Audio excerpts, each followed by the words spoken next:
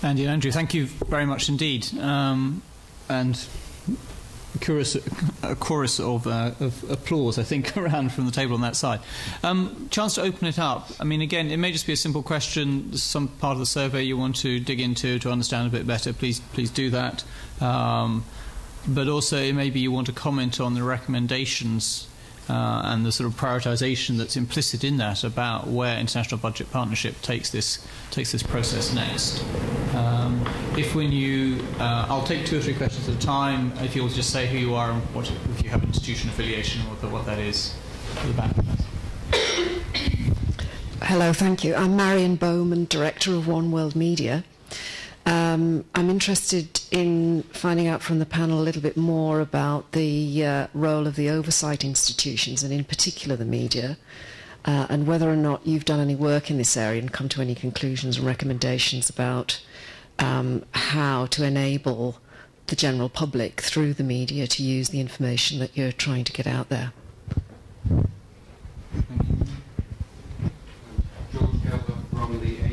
Program of Development George Gelber from the Aid Info Program of Development Initiatives.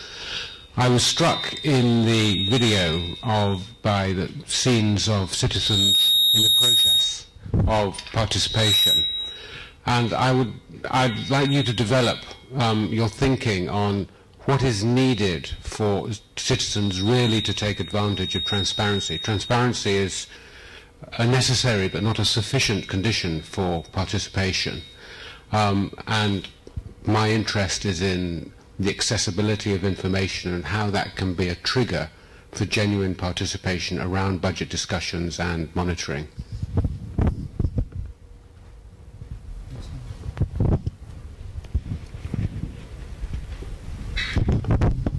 Thank you. Jonathan Benny from Overseas Development Institute. My question is really about how to do advocacy around these issues. So my first question may sound a little bit weird, but are anyone on the panel aware of arguments against the importance of transparency for development?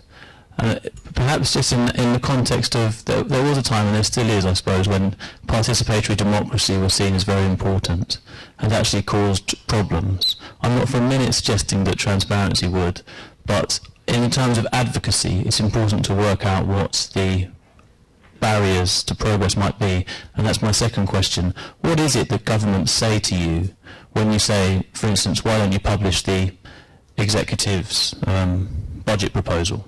What's the reasons they give? Okay, thank you. Warren, do you want to share that between you? I can take it.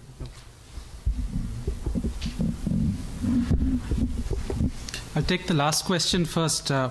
We have actually been approached by a few governments, specifically around the budget proposal, so that's one that I can easily address. Especially in Francophone African countries, there seems to be a real problem in disclosing the executive's budget proposal. And some inputs that we've received from these governments is, how can you expect us to make public a document that's a draft law? We'll make it public after it's been enacted into law. In fact, one official asked me specifically, name a single country that makes its budget proposal public. And I told him I can name 73 countries that make its budget proposal public. So there's also some things around this, there's no precedence that has been set as yet. And so that's one reason why some governments seem to be unaware of. And this, I think, is more with like specific officials in the Ministry of Finance who may not necessarily be dealing with politics of it, but just are dealing with systems and having to continue to churn out documents and continue to perform their essential functions, where the discussion around transparency is an additional workload for them, and therefore, and it doesn't, at least in their minds, take precedence over some of the other issues that they're working on. So given the capacity constraints, they just get annoyed with the fact that we come and even ask for this information. But clearly there are many more arguments to offer to them to convince them on why they need to be transparent. The other question, I'll take one other question and then I'll give it to Warren. What do citizens need to do to take advantage of this process? Well, citizens do need forums in which they can use the information. What we've seen is we've documented examples on how this is happening. You've got civil society organizations that are taking advantage of budget data that is made available. And I'll give you a couple of examples. A couple of years ago in Mexico, a local civil society organization called Fundar compiled a database on farm subsidies given out by the government, and they used government data for that. The government had not published this information. They were able to access it and create a database from this. And they, along with a number of other groups that were focusing on farming and agricultural issues, did an analysis of who were the beneficiaries of this farm subsidies. And what they found is that more than 50% of the subsidies were going to 10% of the richest farmers in the country.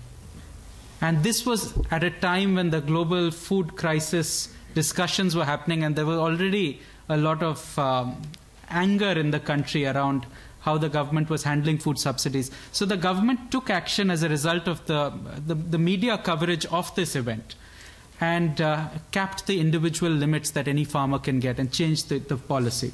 Another example I can give you is from Kenya, where an organization working in Mombasa called Muhuri, Muslims for Human Rights, is using information on expenditures incurred by members of parliament through the constituency development funds that each of these members is getting approximately $1 million to spend on projects, development projects of his or her liking.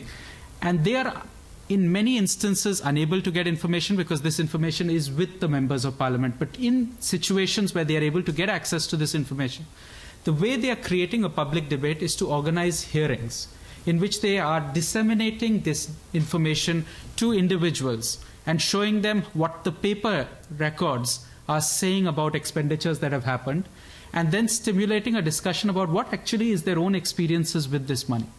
And as a result of these kinds of discussions, firstly, there's media coverage to it because you have a wider sort of public discussion that makes the event much more attractive to the media.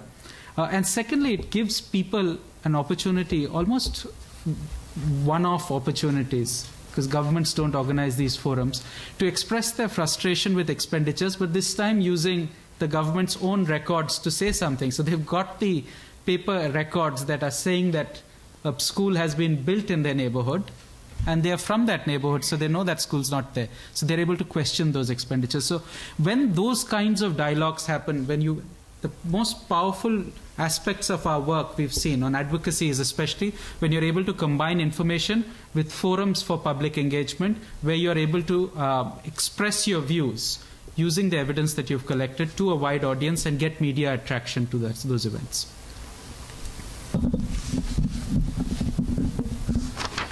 Just on a couple of the points, and I wanted to come back to Andy and Andrew's comments for a moment as well, if I could.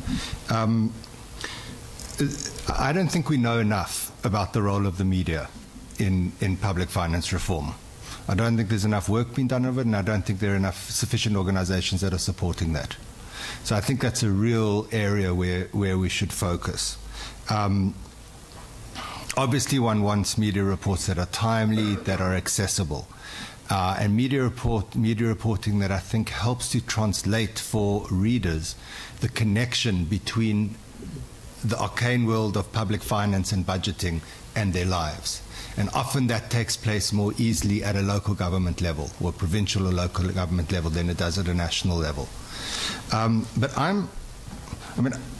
To push it back to you a little bit, I'm a little bit concerned about how restructuring in the media is going to affect this issue.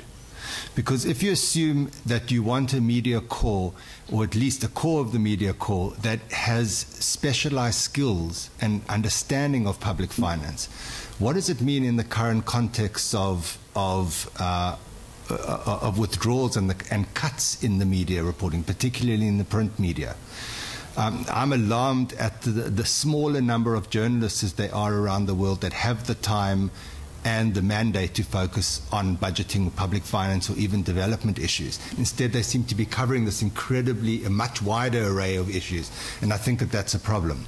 But that's the print media. I think there is much greater opportunities for media engagement that reaches people through community radio, for example. And we have a number of new community radio programs that have just gone online that I can refer you to. And then also thinking through some of the opportunities for new media, the opportunities and the limitations there. One of the projects that we just undertook in the last 6 to 8 months, we just called it the Ask Your Government campaign, and we had partner organizations. We did this together with 10 other international organizations, and we had our respective partners ask their governments in each of 80 countries for 6 pieces of budget information. Two pieces of information that have to do with aid flows, 2 with maternal health, and 2 on the environment. And I guess what was expected was the low number of countries that actually provided comprehensive responses to all 6 answers. Actually, New Zealand was the only country that responded to all 6 questions comprehensively. But I think what was almost more important than that was the very strong and enthusiastic take-up we got from civil society organizations as well as international NGOs for the first time.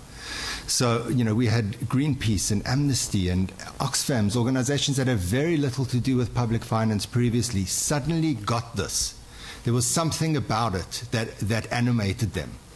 And I think that's just, a kind of a rather long-winded way to get your point about the media. But I think that there are ways, if we think carefully, that we can begin to animate a much broader constituency to engage in public finance reform issues. And I think, coming back to Andrew's point, that's what's going to help us elevate transparency and accountability and transparency and participation, and get slightly closer to the accountability that we're trying to. Vivek said a lot about participation, and I would endorse all of it. I would just say that firstly, what we try to say in this survey is virtually all the countries we work in have constitutions, and those constitutions address public finance. And the first step in this process is to have those constitutions enforced. So to have the legislature have the skills, the opportunities, as well as the legal powers to play an effective role in budget processes. And then similarly to have national audit officers or supreme audit institutions to play that role. So there is a system that's envisaged by the Constitution, and I don't think we're beginning yet to really test or play that game. As far as citizens go, though, within the Constitution, the first right of access that citizens have is to parliaments. And the most obvious thing for parliaments to do is to hold public hearings and allow citizens to give evidence. We should start doing that, and that's not a very radical idea, even though it's not widely practiced. I also talked about supreme audit institutions and how InterSci and a few supreme audit institutions around the world are beginning to really explore these linkages with citizens. And I think that there are very good terms of trade here between civil society organizations and supreme audit institutions and legislatures.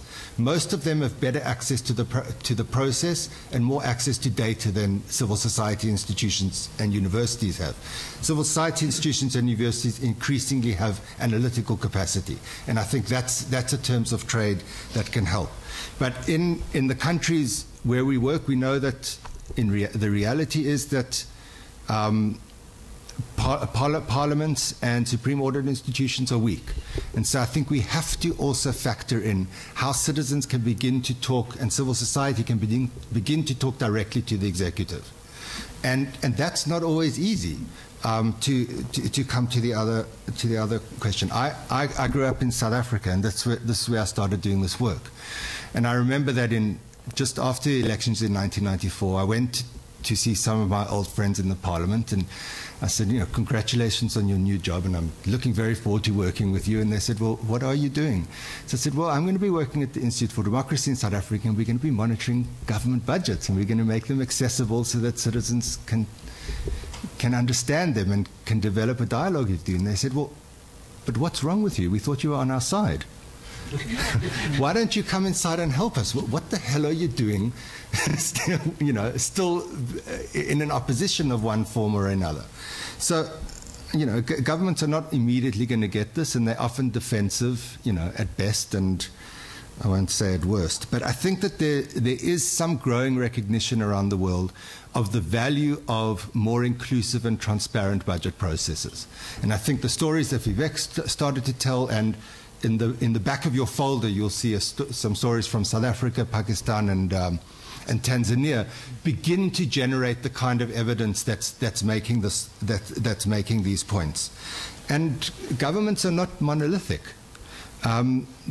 You always find, even if it's over a few years, allies within governments, whether they be in the Department of Finance, whether they be in social service sectors. Good reformers, people who want to do a good job, people who see the value of this, and people who need the support of other institutions in their fight within the executive. So I think we're beginning to see a shift, and even perhaps, I'm an optimist, right? So as a South African, I think you can solve anything through dialogue. But even in some of the very most closed countries that Andrew and Andy were talking about, one of the opportunities, for example, is that if you look at China or Vietnam, what many of those governments don't know is what's actually happening at the lowest levels of government, what's happening in local government. And one of the opportunities some of our partners are beginning to find is how you can strike a partnership with the executive at central level to help collect data to tell some of those stories. So slowly you open cracks and in the system. Let me stop there. I'm just conscious of the time of this, so if I may ask the panelists if I can hold and for you to give some comments at the end, maybe round up, but that would just allow a chance to have some more questions at this point before we go on that side. Yes. Joe Powell from the One Campaign. Joe from the One Campaign. I'm just interested in this development of a global set of norms on budget transparency, and whether you thought about any specific multilateral processes or ongoing discussions in which this might fit.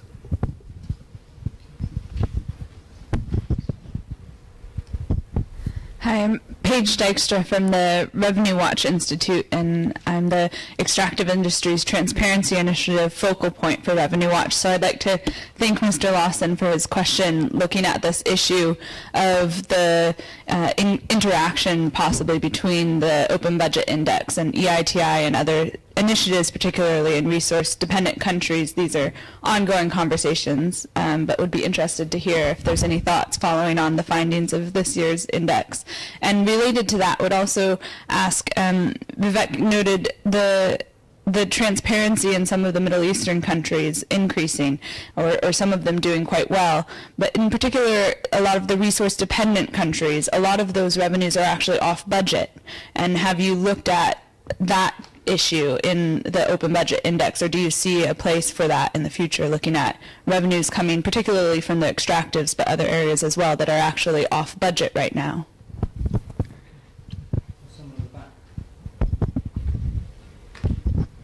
Hi, Dave Banisar with Article 19. Just wanted two questions. One was on the relationship with freedom of information laws. Because looking at the 5 categories, there's sort of, you can see the further down you go, the less countries have laws, but some of the ones you would think have good laws, it's still poor, or some without laws, it's quite a high ranking.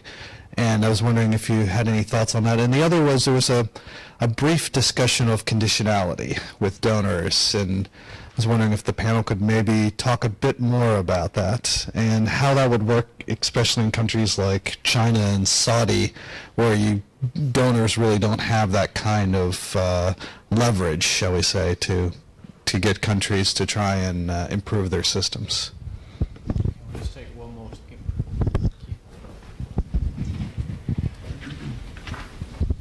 I'm Jenny Ross from Publish What You Fund. Thank you for the presentations. There were just one point I wanted to make. Publish What You Fund focuses on aid transparency, and we've published our aid transparency assessment today that ranks donors. I've got some copies if anyone would like to take them away. And what I'd be interested to know, and it kind of links back to Dave's point, is in the discussions you're having with partners in country, to what extent is transparency of aid budgets coming in to governments and also being spent in parallel with governments actually a demand that's coming from civil society?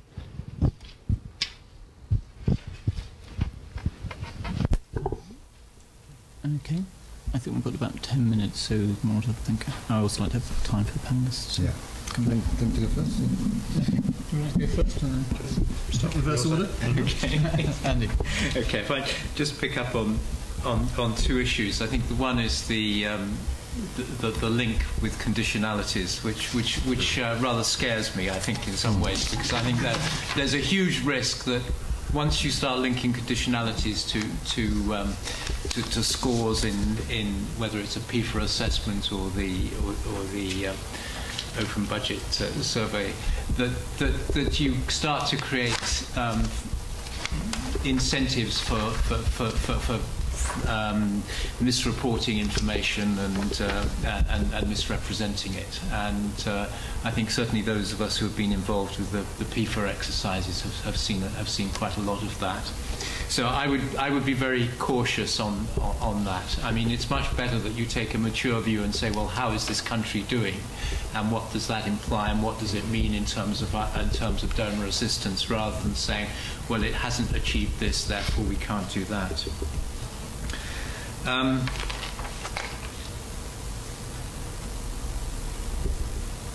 I think on the aid, on the sort of transparency of donor and donor funding and the civil society interest in it. I mean, in many countries, I think it's sort of slightly off the picture at the moment, and partly that is, I think there's often a sort of a connivance almost between the donors wanting to act in ways that they can within their own procedures, and governments actually wanting to quite happy to keep things off budget and not to be seen. So that remains, I think, a hugely problematical agenda in terms of actually really getting more aid on budget, and not only on budget but actually accounted for as well in the budget. Yeah. Well, I actually wanted to pick on the same two themes because I think they're very relevant. On the question of conditionality, I thoroughly agree with what Andrew says, that it's likely to create perverse incentives. But more significantly, most research over the years demonstrates that it's domestic political interests which drive reform. And conditionality has remarkably little influence on domestic political interests. So it's probably not really pushing in the right direction to suggest that one should do that. A government should go for transparent budgets because it starts to believe it's important, not because as a result of doing that it's going to get $100 million more dollars of budget support. But there is a twist to this, which is that in order to provide budget support, development agencies do need information on the budget. It's been a feature of most budget support provision that the demand for information has not always been very robust, and that budget support has often been provided when the agencies providing budget support are not even getting reports on the budget. This is actually becoming much tighter now. The National Audit Office in the UK did a review of budget support some 2 years ago and was very critical of DFID's procedures, pointing in particular to the lack of robustness in demanding this type of information. The European Union's Court of Auditors has made the same sort of points. So I think what we will be seeing in the future is that in order for budget support to be provided, mid-year reports need to be given to the development agencies. The executive's budget proposal will need to be given to the development agencies, And before you know it, probably 4 or 5 of the budget documents that you ask for will be required de rigueur in order for budget support to work. And then what would need to be done is for the same development agencies to say, well, having received this, we now place this in the public domain for the citizens of country X to have access to it. And that would be, I think, a rather nicer finessing of the issue than any sort of link with conditionality. Just very quickly on the issue of aid, the other point that development agencies do need to be pressed for is to be transparent about what they provide countries, and to be transparent in ways that citizens of those countries and indeed public officials can utilise. And that, I think, is probably also part of the agenda. Thank you. Oops. Quickly, just to come to a few of them. One, just in terms of next steps. This is a limited instrument, and we almost see this as a minimum common denominator. So there are a number of countries which are starting to move to the top, to the index, and they're going to graduate out of this index. So we're thinking about how we can develop another instrument or a set of instruments that starts tackling some of the issues which are not covered on here. The big one for us is subnational budgeting, and we've got 12 pilots in the field at the moment, looking at different methods in a variety of countries of how you might get a sense of the transparency of subnational budgets. But we're also thinking about how one might look at something like an OBI++ or something like that covers issues of extra budgetary funds, aid, particularly in new aid donors, and issues like procurement as well. I'm very happy that I don't think at the moment we need to look at revenue legislation, given the great work that Revenue Watch is doing. So I think what's important is how Revenue Watch and IBP work together, absolutely. But even much broader than that, because I mean, this is a pretty deeply entrenched issue, and we're not going to get there ourselves. We have to not only work within civil society, but I think we need to start questioning some of the partnerships that civil society has set up, or some of the principles around partnerships that civil society has with donor institutions and with governments themselves. I think that's the only way to start getting some real traction here. And there's some interesting research that's coming out of IDX in Sussex at the moment, looking at global campaigns and how global campaigns that have worked in the kind of intersection of interest between different stakeholders tended to get more traction than those which were primarily driven by one or other sector. The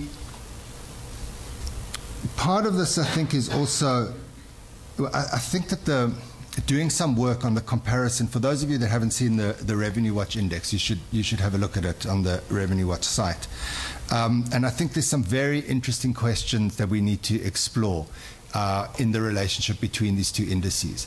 Overall, they support each other. So overall, the countries that you expect to do poorly on both do poorly on both. But there are a number of countries which do well on the Revenue Watch Index, like Kazakhstan, and do very poorly on the Open Budget Index. And that's, what's that showing? That's showing that you can get transparency on revenues, you can get transparency in extractive revenues, and it doesn't automatically translate into expenditure or budget transparency. And then there are a couple of countries like Ghana, which do relatively well on the Open Budget Index, but do terribly on the Revenue Watch Index. So there's overall, I believe you've got a correlation of around 0.64, but there's the whole other part of that correlation there. I think there's a lot of work to do to try and understand the relationships between the two, and specifically how you bring both together in a kind of pincer-like movement to try and to get the government to improve on both sides. How exactly you do that by building international norms, and what norms work or don't work, I don't think we really know that yet. I think we've all have a lot invested in EITI, and certainly wish EITI well, and the initial indications from EITI are very important, are very positive. But we need to see how this develops. We've got Azerbaijan and Nigeria at the moment. There are another whole range of countries that we're waiting to report, and let's see how well they report before we really can say something about multi-stakeholder initiatives, which is not trying to put a dampener on them. It's just trying to say these are very, very deep problems, and we need to think carefully about which are the mechanisms that are working. And coming to the norms, I mean, this is the beginning of I'm sure, a very long discussion and process. And some of the ones that we've been attracted to are the process of establishing the Aarhus Convention on transparency in the environment, which was very much civil society-led in Eastern Europe.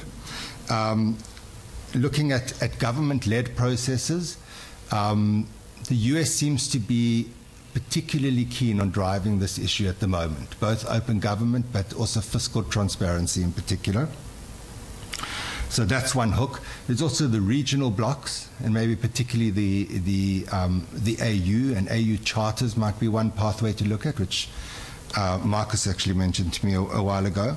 Then there's the connection between donor behavior and particularly the links from budget support to better transparency performance. There's that as a pathway. There's professional associations. I'm very encouraged by the enthusiasm of the Interparliamentary Union, for example, and InterSci around these issues. And then there's, a kind of combinations of multi-stakeholder approaches, which my gut feel is that those are probably the most powerful mechanisms to use. And that's, and I think the kind of support, the research that I was talking about, that's starting to come through IDS, from including what we're beginning to see on EITI, I think that's the route that it's starting to point towards. But we don't know that for sure. I'll just take the question. One question on freedom of information. Just on the relationship with freedom of information laws, we've actually, the survey itself does not explicitly require the researchers to make use of access to information laws. And generally what we found is that our partners in various countries do not automatically turn to freedom of information laws to get access to government budget documents. Sometimes when they need disaggregated information, they have used freedom of information laws, but they have generally struggled to use these laws. And it's seen by some of them as almost a hostile gesture to go and approach a government institution using the law. So they have tended to rely on informal contacts with the ministry or even formal requests for information, but not specifically by citing the law. That's seen as more as last recourse. But this other initiative that Warren mentioned that we've tested out, the Ask Your Government initiative, under which we had groups in 80 countries ask for 6 specific pieces of budget information from generally 3 government agencies, the Health Ministry, the Finance Ministry, and the Environmental Ministry. With that initiative, we found that there was not much of a difference between the results achieved, whether in countries that had access to information laws and those that didn't. So irrespective of the existence of the law, groups were unable to, in most cases, or able to, in some cases, get access to the information that they requested. So it's a kind of an unfortunate development, because you'd think that strong access to information laws would lend themselves to, resulting in greater transparency, including budget transparency, but that's not necessarily what's happened. And part of the reason is just because the enforcement mechanisms that accompany these access to information laws are weak, and the ministries or the agencies that are expected to give information and respond to requests from the law do not do so, and there is no sanction against them.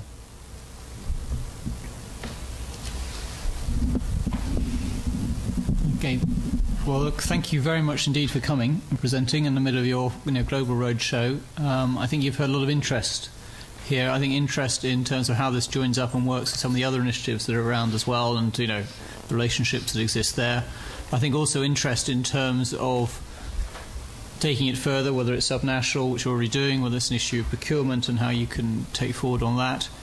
I think some interesting conversations also about capacity. How does it actually get used? And that can just be at a very simple level about how do you maintain websites and how do you monitor what's happening, but also going right through the issue of what do you do about the media engaging, particularly when media is getting increasingly fiscally challenged and therefore has its own problems of financing and engaging. and understanding these issues, so we actually see change emerging from us out of that. But I think also you've had a lot of very positive support about what you're doing. We wish you all your best as you take it on, and look forward to hearing from you in 2 years' time how you've managed in that time. But thank you very much for coming and taking the time out of a busy schedule to be with us today. And thank you too for my two panellists for doing that. So if you'd like to join me in giving our usual thanks to everybody.